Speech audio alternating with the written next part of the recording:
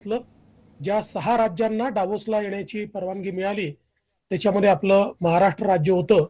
ही अत्यंत महत्त्वाची गोष्ट आहे।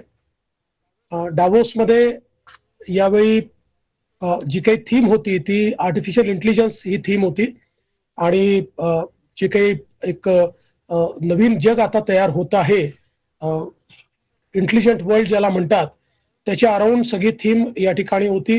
त्याच्यावर खूप चर्चा डावोसमध्ये झाली आणि त्याच्या खालोखाल जर चर्चा कुठली असेल तर ट्रम्प यांच्या नवीन विजयानंतरच्या ॲडमिनिस्ट्रेशनची आणि भारताची, या दोन चर्चा सर्वाधिक झाल्या असं सर्वांचं मत होतं। त्यामुळे भारताकडे पाहण्याचा दृष्टिकोन हा मला असं वाटतं प्रचंड मोठ्या प्रमाणात या ठिकाणी एक उत्सुकतेचा किंवा एक कॉन्फिडन्सचा आपल्याला पाहायला मिळाला। एक प्रकारे पंतप्रधान महोदयांनी जी काही भारताला एक लीडरशिप पोझिशन मिळवून दिलेली आहे त्याचं प्रत्यंतर या ठिकाणी आम्हाला पाहायला मिळालं। खरं म्हणजे या ठिकाणी 6 राज्यांचे जे काही आम्ही प्रमुख मुख्यमंत्री किंवा मंत्री होतो, वेगवेगळ्या पक्षांचे शासित राज्य होते, पण या ठिकाणी एक प्रकारे आम्ही एका आवाजामध्ये एक भारत म्हणून आमची भूमिका मांडली। चांगल्या सेशन्समध्ये देखील मला त्या ठिकाणी पार्टिसिपेट करण्याची संधी मिळाली। विशेषतः कंट्री डायलॉग हे जे काही एक वर्ल्ड इकॉनॉमिक फोरमच्या काँग्रेसमध्ये सेशन झालं त्याच्यामध्ये मी पार्टिसिपेट केलं।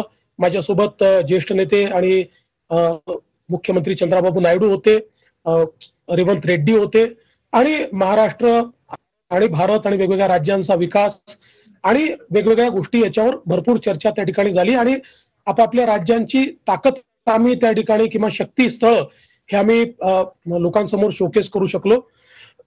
आणि हे करत असताना भारताला देखील एक प्रकारे अट्रॅक्टिव्ह इन्व्हेस्टमेंट डेस्टिनेशन भारत आहे हे देखील आम्हाला त्या ठिकाणी निश्चितपणे सांगता आलं। याशिवाय PwCच्या एक CEO सर्व्हेमध्ये देखील पार्टिसिपेट करण्याची संधी मला मिळाली आणि त्याच्या माध्यमातून मोठ्या प्रमाणात महाराष्ट्राची शक्ती काय आहे ती मांडण्याची एक प्रकारे संधी मला मिळाली। त्याचा उपयोग देखील आम्ही मोठ्या प्रमाणात केला। एक अतिशय चांगलं सेशन हे या ठिकाणी वर्ल्ड एक्सपर्ट्सला घेऊन आपली जी भारताची जी काही जलसंपदा मंत्रालय आहे त्यांनी एक आयोजित केलं होतं वॉटर सस्टेनेबिलिटीच्या संदर्भात। त्याच्यामध्ये मला पार्टिसिपेशनची संधी मिळाली।